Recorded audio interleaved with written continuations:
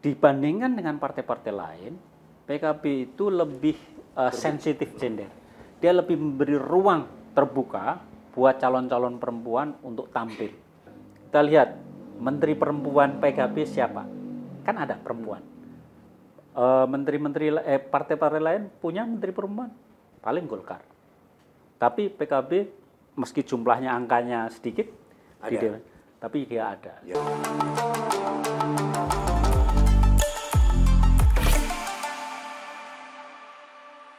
Assalamualaikum warahmatullahi wabarakatuh, Pak Presiden Nugroho Yudo, Didi Supriyanto. Hari sejauh hari kami menikmati pestanya orang-orang PKB tak iya? PKB. Gimana bahasnya? PKB. Nah ini yang di Madura itu nggak ada PKB, adanya PKB. Maksudnya P3. Ini yang dimaksud PKB.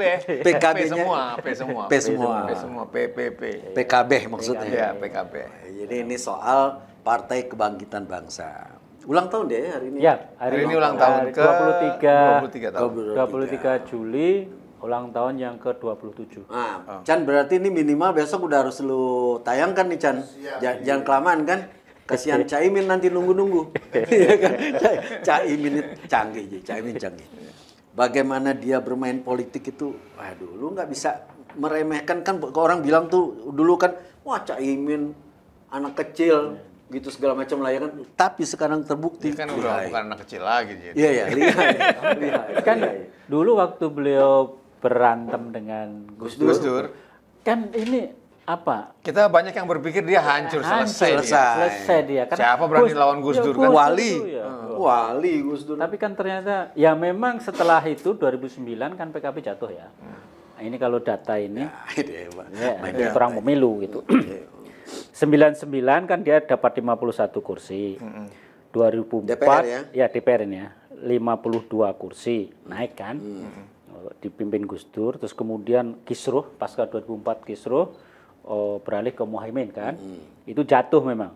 Jadi 28 kursi, tapi terus merangkak naik 2014 47 kursi, 2019 58 kursi, dan kemarin terakhir 68 kursi. Memang jumlah kursi DPR itu naik ya. Tapi kenaikan kursinya PKB itu jauh lebih tinggi daripada kenaikan persentasenya. Jumlah suara yang dia raih di terakhir ini 16 juta berapa itu? Jumlah suaranya persentasenya 11,7%. Pemilu sebelumnya cuma 9%. Jadi menurut saya sih langkah strategis Caimin adalah ketika dia mau bernegosiasi dengan Anies dan Nasdem ya waktu itu. Saya mau gabung asal saya jadi wapres. Begitu dia jadi wapres, maka kotel efeknya ini nimpa PKB. Artinya banyak orang yang mungkin nggak kenal PKB, tapi atau tidak tertarik, tapi karena tertarik Anies, ya udah. Akhirnya setelah nyoblos Anies Muhaimin, dia nyoblos PKB. Nah, mungkin dia nggak suka Nasdem, nggak kenal Nasdem, nggak suka PKS, tapi kenal PKB. Yang tadinya nggak pernah nyoblos PKB, akhirnya nyoblos PKB. Itu kotel efeknya memang dia paling berhasil. Dan saya kira itu langkah hebat Caimin lah. Dan dia tahu kan posisi partai ini seperti ini, sehingga siapapun yang berkuasa nanti, ya nego kan. Dia memang lincah, Ji. Abis itu dia langsung. Iya kan? Dia yang pertama gabung kalau nggak salah ya. Gabung ke koalisinya. Iya, betul. Dan ya itu hebatnya sebagai politisi. Bahwa kemudian sikap itu dimaknai macam-macam lah. Belut lah, inilah, licin lah. Ya itu kan penilaian orang. Iya, nggak apa-apa. Bagi dia nggak ada masalah. Dia sekarang malah iri mau minta jadi komisaris. Komisaris. Itu nggak ada masalah. Dia nggak peduli. Lo ngomong apa dia nggak peduli. Dan saya lihat memang Caimin ini dari tahun ke tahun, terutama dari ini ya, dari periode ke periode ya, di kepemimpinan di PKB, memang beliau ini tidak segan mengganti kader-kader yang menurut dia lebih kompeten atau lebih loyal lah. Sehingga di PKB itu setiap 5 tahun sekali selalu muncul orang baru. Ini kan beda dengan partai lain gitu. Ya di satu sisi itu orang bilang, ya Muhaimin memang sadis. Mereka yang tidak loyal atau setengah loyal atau nggak serius Selesai. disikat. Atau ada sedikit tanda-tanda aja ya. Disikat. Tapi pada saat yang sama kan kita bisa bisa menyimpulkan regenerasinya jalan kok itu gitu. Jadi ya memang masing-masing lah. Gitu. Kita kan karena orang Dan luar nggak juga punya itu, beban. dan juga ya itu, kan? setelah- Tidak termasuk yang dipecat ya kan. Dulu kan kita berpikiran habis tuh setelah Iya, memusuhi Gus Dur ya Gus selesai. Dur. Gila, Gus Dur lu musuhin. Ya, Gus Dur kan biasa tuh Pak Harto aja ditikam, Amin Rais aja ditikam gitu Dengan ya. positioningnya wali. Iya. Gus Dur itu kan Iya. Dan pendekatan dia jadi pendekatan ke dia ke kiai-kiai kos juga Iya. luar biasa. Bagus. Meskipun kalau teman-teman di ini ya, teman-teman di PKB, jadi kan mereka sering membandingkan antara Saiful sama Caimin kan, sama-sama keponakan kan. Iya. Gitu.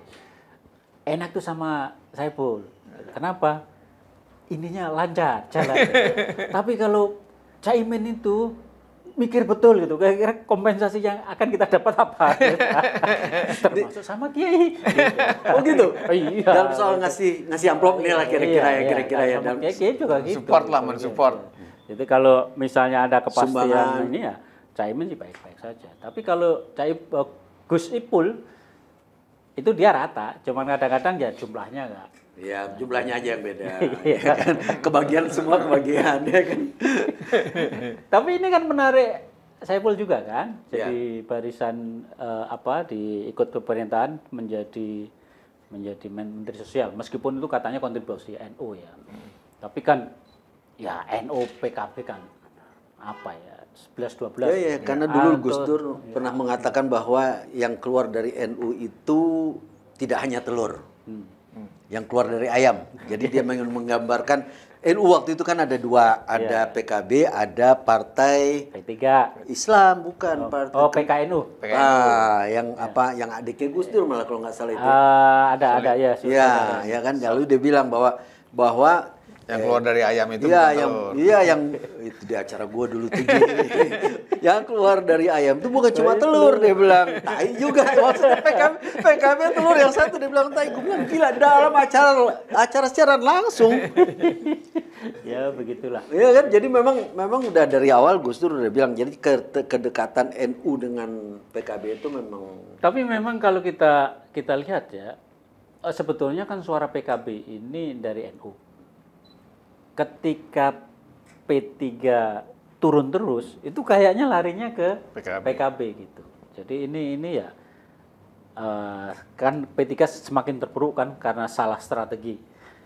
Ya kayaknya itu yang memetik keuntungan PKB. Sama ketika PKB terpuruk tahun 2009 itu, P3 kan naik meskipun nggak signifikan ya karena orang NU yang jengkel sama Muhaimin yang waktu itu menggusur Gus Dur kan, cukup banyak itu P3 gitu. Tapi kan kemudian beliau ini mampu membangkitkan sehingga sekarang punya 68 kursi. Ini swinging voters dari P3 juga mungkin karena memang di P3 kan sekarang memang kekurangan apa? Tokoh. Kekurangan macam-macam, Ya, kekurangan tokoh, kekurangan Anggaran. logistik, kurang. Jadi memang swing ke sini. Karena bukan salah ya. Ya salah strategi dia. Pagi-pagi dia sudah menyatakan mendukung Ganjar kan. Ya. Kawan waktu itu yang mendukung Ganjar P3 sama Perindo kan. Iya, partainya. Pagi-pagi. Dia pikir Jokowi kan akan ke sana. Ya. Nah, sehingga P3 yakinlah ini kita akan ikut penggantinya Jokowi nanti. Dalam hal ini Ganjar kan. Tapi di tengah jalan, bukan di tengah jalan, di ujung jalan. Di awal. Di ujung jalan. Di ujung, ya. Tadi Melintir. bukan melintir Jokowi putar balik gitu. Yutan. Ya, sehingga ya akhirnya P3 jadi korban gitu. Ketika dia mau ikut gabung lagi ke pemerintahan sekarang, ya diledekin sama PKB lah gitu. Seperti itu. Jadi memang menunggangi kondisi sekaligus ini memang kecerdikannya si Muhaimin ya. Canggih dia ya.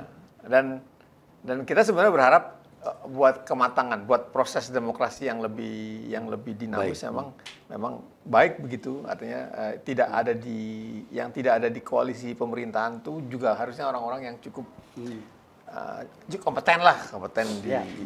Iya, bahkan ketika dia kemudian beralih, kan kemudian dia langsung berbelok ke koalisinya Prabowo, itu ucapan yang muncul ada, dia kembali ke jalan yang benar. Dia kembali ke jalan yang benar. Jadi seenteng itu gitu, apa itu kelincahan dia, kemampuan dia, lihai sekali kan dia kembali ke jalan yang benar.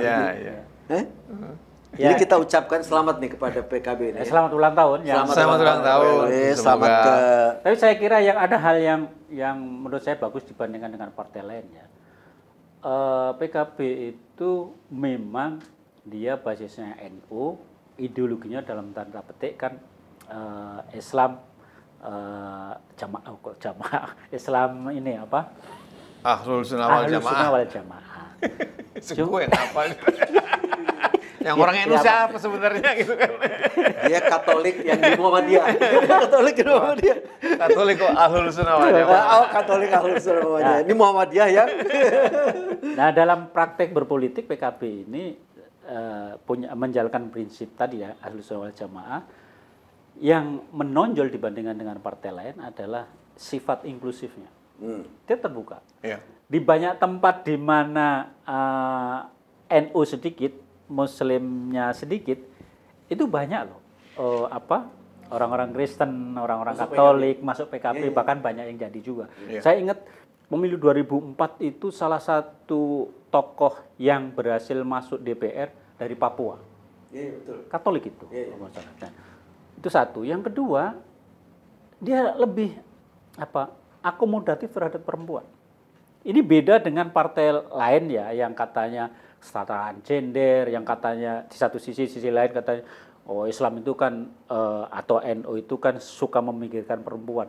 Prakteknya enggak. Calon-calon perempuan dari PKB itu jauh lebih banyak, jauh lebih aktif dan jauh lebih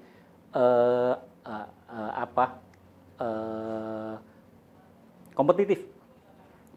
Karena ruangnya yang dibuka oleh dibuka ruangnya oleh diberi kesempatan luas oleh, bahkan misalnya kayak terakhir kan yang Gubernur Jawa Tengah itu siapa itu kan perempuan gitu. Ya meskipun udah pasti kalah ya, tapi nggak apa-apa dikasih kesempatan gitu seperti. Jadi PKB tidak hanya tanpa eksklusif pada isu agama, perbedaan agama, inklusif maksudnya. Inklusif, bukan sorry, inklusif ya. Tapi juga pada sisi gender. Jadi dibandingkan dengan partai-partai lain, PKB itu lebih sensitif gender. Dia lebih memberi ruang terbuka buat calon-calon perempuan untuk tampil, baik di pilkada, di eksekutif maupun legislatif. Di legislatif ketentuan 30% itu pasti terlampaui di setiap dapil. Pasti terlampaui. Ada yang 40%, bahkan ada yang 50%. Nah, yang hebat adalah di eksekutif. Banyak calon perempuan, baik gubernur, bupati maupun wali kota dari PKB. Ada yang posisi pertama, ada yang posisi kedua. Memang hampir semua atau tidak semua terpilih menang ya. Tapi kan itu menunjukkan kemampuan Caimin, keleluasaan Caimin untuk menampilkan tokoh-tokoh perempuan. Padahal pada titik tertentu mereka akan naik, sehingga kita lihat menteri perempuan PKB siapa? Kan ada perempuan. Menteri-menteri partai-partai lain punya menteri perempuan paling Golkar. Tapi PKB meski jumlahnya angkanya sedikit, tapi dia ada. Ya karena dia juga dikoalisikan bukan yang terbesar. Ya, betul. Jadi wajar lah. Kalau kita itu ya kalau kita pakai klaim bahwa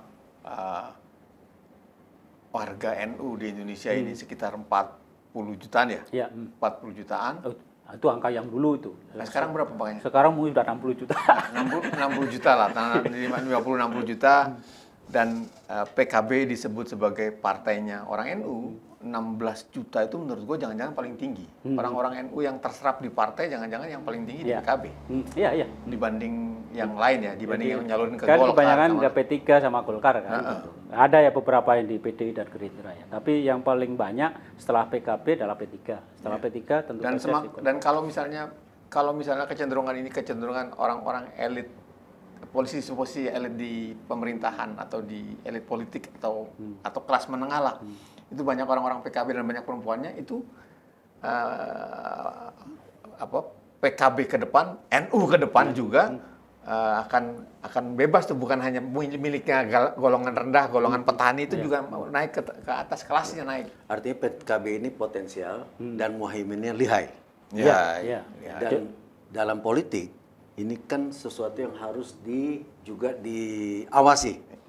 Ya, selain kita mengucapkan selamat itu bagus, bisa saja bagi presiden dicermati. Kalau diawasi tentu saja kayaknya negatif gitu. Kritik harus kita berikan. Misalnya kayak kemarin yang terkait putusan MK 135 itu. Awalnya beberapa anggota fraksi setuju. Oke. Tapi begitu ada instruksi, langsung berbalik. Tapi ya nggak apa-apa, ini setor. Tapi kita tetap anggap itu nggak benar karena dia nentang Didi, nentang Didi kan. Pragmatis bagus, tapi jangan pragmatis alamat lah. Pak Presiden harus hati-hati nggak terhadap kelincahannya Muhaimin ini, karena Pak Presiden kan udah ada isu-isu pengen 2 periode atau banyak orang menginginkan menjadikan dia 2 periode. Ya biasanya gini, kalau di periode pertama nggak gabung, terus kemudian dalam perjalanan gabung, ya pasti di periode kedua pemilu berikutnya dia pasti akan gabung. Udah enak ya? Iya. Udah ada kursi enak.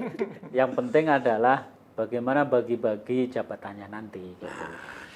Jadi intinya Pak Presiden, Mas Didi mungkin ingin mengatakan, ya cermatilah gitu ya katanya. Cermatilah. Jangan awasi ya.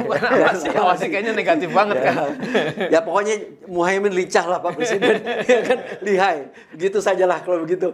Baik Pak Presiden, semoga ada manfaatnya. Wabillahi taufiq wal hidayah. Wassalamualaikum warahmatullahi wabarakatuh. Dan ya selamat ulang tahun lah PKB ya enggak? Selamat ulang tahun.